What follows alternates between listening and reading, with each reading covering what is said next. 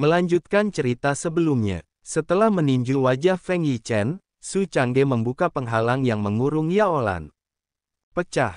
Dan setelah itu, tanpa tunggu lama, pecahlah penghalang yang mengurung Yaolan. Kemudian Su Changge menanyakan sesuatu. Kak Yaolan menjatuhkan mutiara kecil itu. Sepertinya kamu sangat peduli padaku. Mendengar itu, Yaolan jadi tersipu.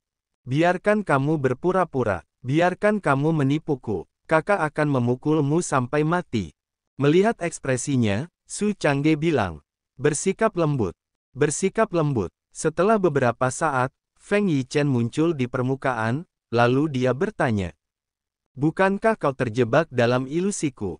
Kenapa? Su Changge menanggapi. Kamu berasal dari klan perhitungan ilahi Tianji di 9 langit atas, apakah kamu pikir kamu begitu hebat? Kamu bukan satu-satunya orang di alam semesta yang dapat menggunakan ilusi. Feng Yichen jadi terlihat gemetar, dan kaki Su Changge sudah berada di atas kepalanya.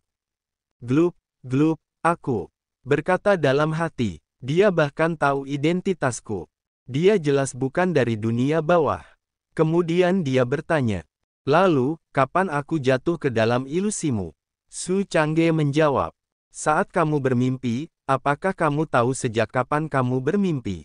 Anak kesayangan dari klan Tianji Sensuan, apakah kamu sudah menghitung nasibmu hari ini?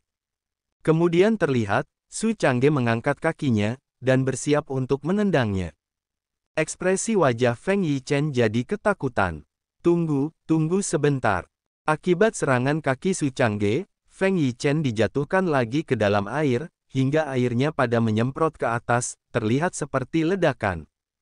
Dan setelah itu, cermin bagua miliknya jadi hancur. Feng Yichen berhasil menyelamatkan dirinya. Hampir saja, berkata dalam hati, ilusi dia tidak hanya di atas saya, tetapi kemampuannya juga sangat mendalam. Melihat dia masih hidup, Su Changge berkata, menggunakan satu alat sihir untuk menukar sebuah nyawa anjing, itu sangat menguntungkan. Kamu benar-benar pandai menghitung tentang hal ini. Dan kemudian terlihat, ada sinar kuning di sisi Feng Yichen, dan berikutnya, Feng Yichen berkata ke Su Changge. Tunggu aku, suatu hari kita akan bertemu lagi. Aku beritahu kamu, aku tahu semua rahasia yang ada padamu. Kamu harus bersembunyi dengan tenang di dunia bawah. Kemudian Su Changge langsung menyerangnya. Pergi sana. Terlihat, dia bisa menghindari serangan itu, dan hanya sebagian rambutnya yang terkena. Berkata, kamu tidak punya prinsip moral. Kita akan bertemu lagi. Dan setelah itu, dia sudah pergi ke tempat asalnya. Su Changge berkata dalam hati, klan peramal nasib dapat meramal kehidupan ini dan kehidupan selanjutnya. Sepertinya seseorang di surga ke-9 sudah tahu kalau aku ada di sini. Tidak tahu ke depannya, wajah Su Changge tampak khawatir. Setelah itu Yaolan menatap Su Changge, berkata, orang itu mengatakan, kau mendekatiku untuk menggali tulang nagaku dan mencuri kultivasiku.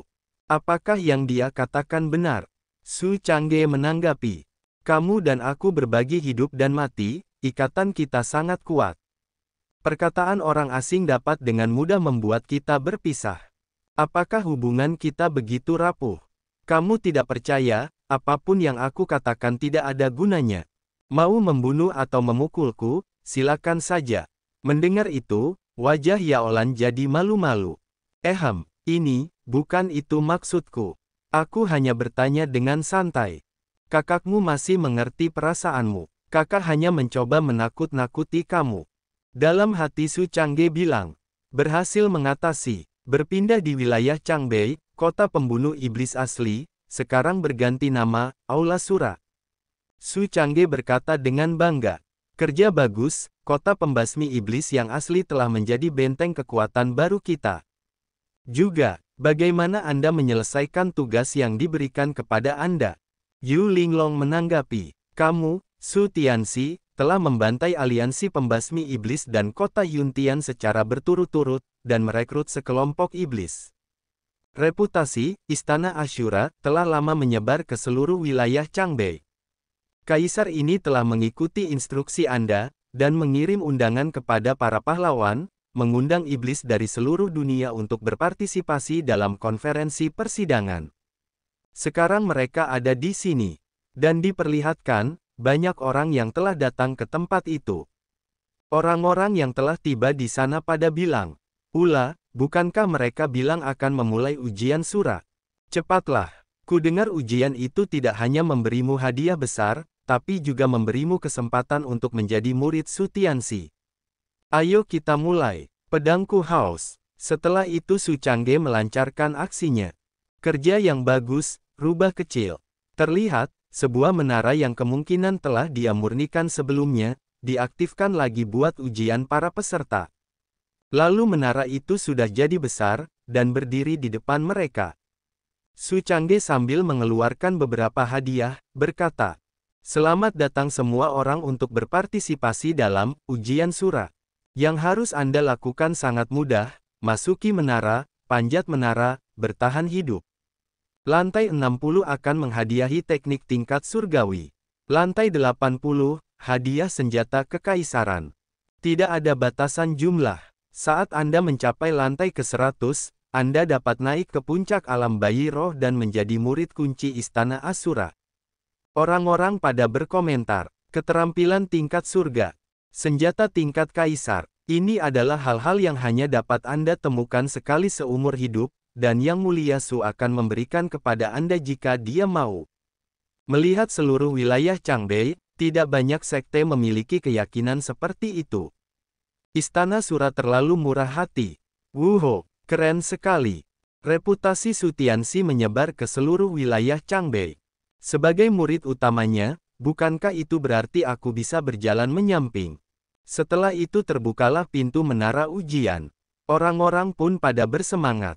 "Ayo, kalau kamu laki-laki, naiklah ke lantai 100. Siapapun yang menghalangi jalanku akan mati. Lakukan saja." Su Changge tampak seperti merencanakan sesuatu. "Hehehe, semua roh jahat di dunia datang kepadaku." Di hadapan Su Changge, terlihat wajah ceria Yu Linglong yang tersipu sambil menggodanya. "Aku tidak menyangka, kamu jadi begitu menawan setelah memakai topeng ini. Aku pikir aku ingin berlatih kultivasi ganda bersamamu." Su Changge bilang, dasar rubah kecil, yang hanya ingin menjilat orang-orang berkuasa. Berpindah di Sekte Sword Cloud Immortal. Di sana banyak orang yang mengobrol tentang Istana Asura. Sudahkah Anda mendengarnya? Kekuatan baru yang disebut, Istana Sura, telah membuka menara ujian. Siapapun yang lulus ujian dapat memperoleh keterampilan surgawi dan senjata kekaisaran. Banyak orang telah menerima hadiah mereka, dan sekarang seluruh wilayah Changbei berfokus pada kultivasi Sura. Ujian Asura dapat diikuti oleh siapa saja, dan dapat memilih bebas apakah akan bergabung dengan Aula Asura. Saya berpikir apakah kita juga bisa ikut berpartisipasi, mendapat hadiah atau semacamnya. Saya rasa boleh. Tapi saya tidak tahu apakah sekte akan setuju kita pergi untuk ikut serta. Seorang murid dari Sekte Sword Cloud Immortal, bernama Ye Qingyun, bilang, "Apa yang kamu katakan tentang tidak menghormati guru dan leluhurmu? Sebagai sebuah sekte yang terhormat dan jujur, bagaimana mungkin kami bisa ikut serta dalam praktik-praktik yang tidak lazim?" Murid yang lain menanggapi, kita hanya bicara. Seseorang yang tidak suka langsung menendangnya. "Persetan denganmu." Diketahui, dia bernama Wang Hai, murid dari Sekte Sword Cloud Immortal. Dia berkata dengan kesal, "Ye Qingyun, kamu mencari kematian. Kami mengikuti ujian untuk mendapatkan hadiah, menyebarkan nama baik sekte, bukan untuk mengkhianati sekte. Kenapa kamu begitu kaku?" Sambil ditarik ke atas bajunya, Ye Qingyun menanggapi, "Mengambil jalan pintas adalah mengambil kesempatan." Wang Hai bertanya, "Kamu berpura-pura seperti apa?" Terlihat ekspresi suram dari Ye Qingyun. Setelah itu, Ye Qingyun dilempar oleh Wang Hai. Banyak omong kosong. Setelah dilempar, Ye Qingyun tidak mau menyerah dan ingin melawan. "Wang Hai, saya akan berusaha sebaik mungkin untuk menghentikan kalian." Setelah itu, dia bersiap menarik pedangnya. Tiba-tiba, seseorang menyerang Wang Hai dengan serangan api. "Tolong, selamatkan aku." Ye Qingyun terkejut. Siapa itu? Kemudian tetua Bai Yunchen muncul dan langsung mengeluarkan jurus untuk menyelamatkannya. Air, dan kekuatan air itu langsung menuju api yang membakarnya. Terlihat, apinya sudah berhasil dipadamkan. Tubuh Wang Hai sebagian gosong dan ekspresi wajahnya jadi aneh. Bai Yunchen memberi instruksi, bawa dia pergi, rawat dia segera. Murid lain menjawab, ya, dan lainnya lagi bilang, Penatua Bai ada di sini. Hebat. Kemudian dari atas ada yang datang dan mengoceh. Ketika pertama kali saya datang ke Jianyun Xianzong, atau nama lainnya Sekte Sword Cloud Immortal, saya melihat murid-murid Anda saling bertarung. Saya benar-benar tidak tahan. Biarkan saya membantu Anda mengajar murid Anda. Bai Yunchen bilang, suara ini. Kemudian diperlihatkan, 4 orang datang dipimpin oleh orang yang pakai kipas. Dan diketahui, orang itu dari wilayah utara, tuan muda keluarga Zhou, bernama Zhou Chen, tahap tertinggi awal. Dia berkata, Chener, kamu benar-benar jatuh. Dengan ekspresi marah, Bai Yunchen langsung bergerak menyerangnya. Serangan pedangnya langsung ditahan dengan mudah oleh 2 jari Zhou Chen. Sudah bertahun-tahun tidak bertemu, kamu masih begitu terburu-buru. Jangan lupakan, aku kan milikmu. Tunangan. Terlihat, wajahnya menatap Bai Yunchen dengan maksud tertentu. Bai Yunchen membalas, diam, jangan bicara tentang hal ini. Setelah itu terlihat, pedang yang ditahan 2 jari mulai patah. Dan berikutnya, pedang itu dipatahkan hingga hancur berkeping-keping oleh Zhou Chen.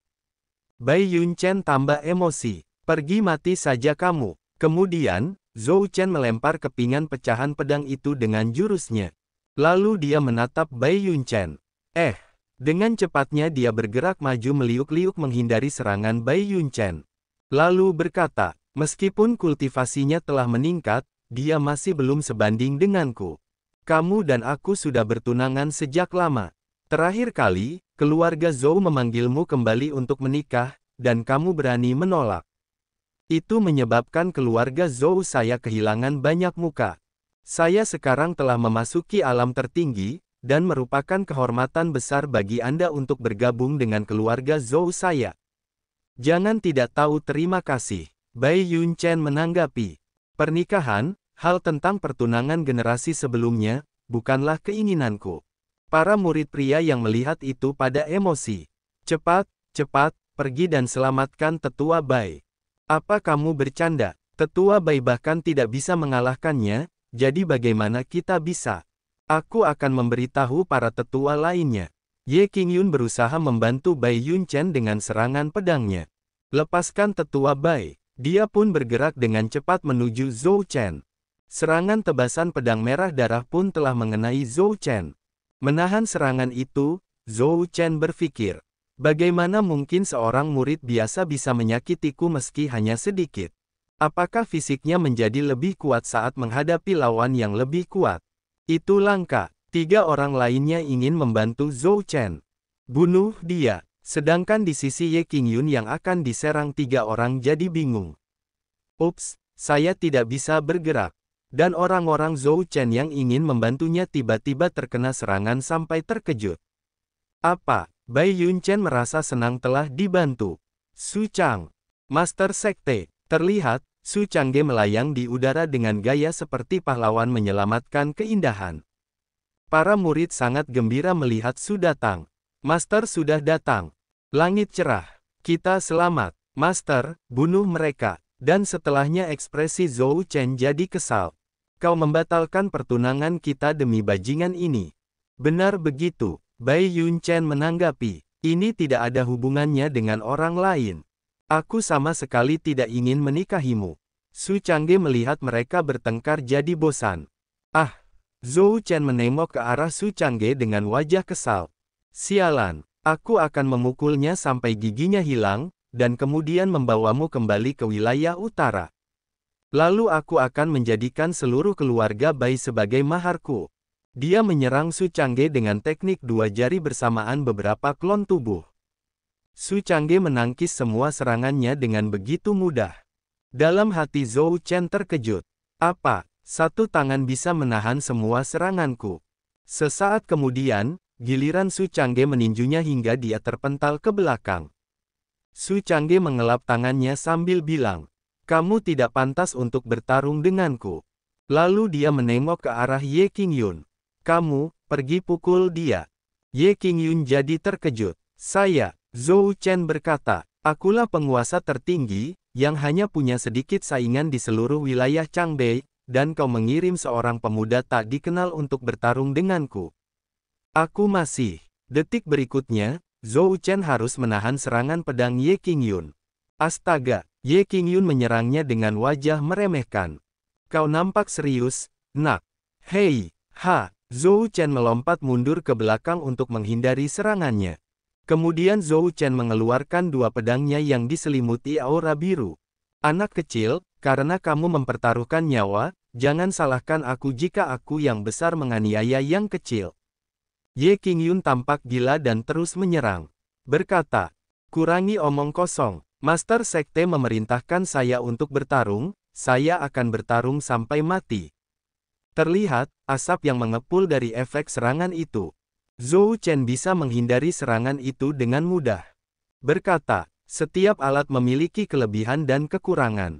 Pedang besar, sekuat apapun, tidak ada gunanya jika tidak mengenai musuh." Ye Qingyun membalas, "Jangan banyak omong." Lalu dia menyerang Zhou Chen lagi. Dan seperti biasa, Zhou Chen bisa menghindari serangannya. Sambil menahan senjata lawan dengan dua pedang pendeknya, Zhou Chen berkata, "Namun saya juga memberi tahu Anda, 1 inci lebih pendek, 1 inci lebih pintar." Kemudian Zhou Chen melancarkan serangan balik ke arah Ye Qingyun dengan serangan dua pedang sekaligus. "Wah!" Setelah menjatuhkan Ye Qingyun, Zhou Chen berkata, "Bertindak terhadap yang lebih muda, sebenarnya sudah merendahkan martabat.